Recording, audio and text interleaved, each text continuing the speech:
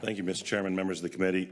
What House Bill 481 would do is allow first responders to take classes in medical facilities without having to show immunization records. There are a couple of things worth pointing out here. These aren't hospital employees. These are fire, rescue, EMS providers. And we have a history here of sort of ignoring the greatest needs that are before us. We literally drummed out millennium of years of experience from the fire and rescue community post-COVID. And our communities across the Commonwealth are suffering. Right now, the statistics indicate that 71% of volunteer fire and rescue staffs are understaffed. 87% decrease in inquiries as to membership to fire and rescue as compared to the year prior to the COVID epidemic. I have a friend who's immunocompromised. I love this person like family, but she can't take a live vaccine. It could kill her. She does take vaccines, and she takes specialized vaccines that aren't live vaccines so that she doesn't die. She's a mom. She's a contributor in her community. And yet the status quo, the law that doesn't allow for exemptions for people like this heroic woman, would forbid her from being able to serve her community in fire or rescue. That's where we are. And if you, members of the committee, would indulge me by Googling vaccine allergy, please, if you wish. It won't hurt my feelings if you're poking away at your phones. Googling vaccine allergy, you'll see studies not from right-wing extremist tinfoil hat-wearing groups, but from entities like the Centers for Disease Control that point out the reality of vaccine allergies, from the National Institute of Health and their National Library of Medicine. The Mayo Clinic alone fired over 700 employees for not complying with vaccine mandates, only to later beg them to come back because of the thousands of years of relevant experience that they lost in a knee-jerk reaction that, while its proponents said we should follow the science, actually didn't.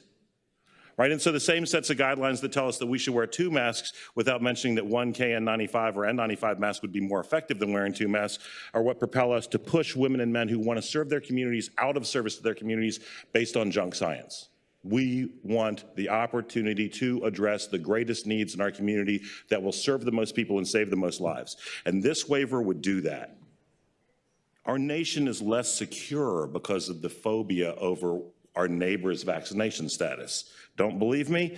A CNN story from October of 2023 cites that 8,000 soldiers, sailors, airmen, Marines, and I would say for the patron of some Bill's Space Force members, were discharged from service because they wouldn't comply with the vaccine mandate, wherein they were being used as guinea pigs for Donald Trump's forced through vaccine without proper science to demonstrate its efficacy or safety.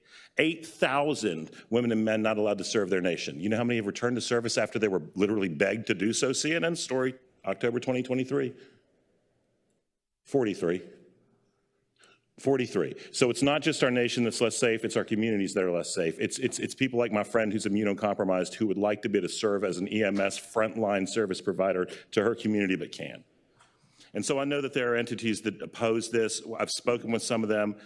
Perhaps we need to put guidelines into the code for who we would exempt from these requirements. But right now, it's draconian in its nature, and it literally makes our communities less safe to keep the status quo.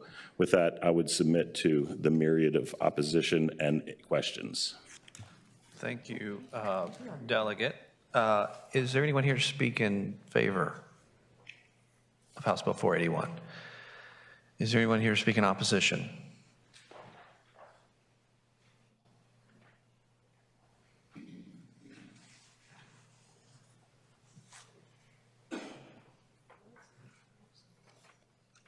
Yes, sir. Thank you, Mr. Chairman. I'm Ed Rhodes, representing the regional EMS councils. And they are very much concerned about this bill. They've asked me to oppose it. The requirements that the patron is talking about is dictated by the hospitals.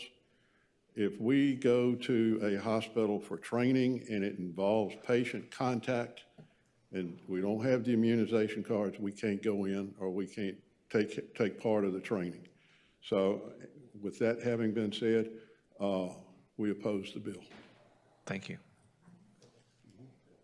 All right, subcommittee works by motion. All right, hearing none. Mr. Oh. Mr. Mayor, Doug. move that we gently lay this bill on the table. All right, got a motion to lay the bill on the table? Properly second, non-debatable. Please vote on your electronic voting device to lay the bill on the table. Clerk will close the roll. Bill is tabled 5-3. Thanks to the members of the committee and the chairman. Thank you, guys. Thank you.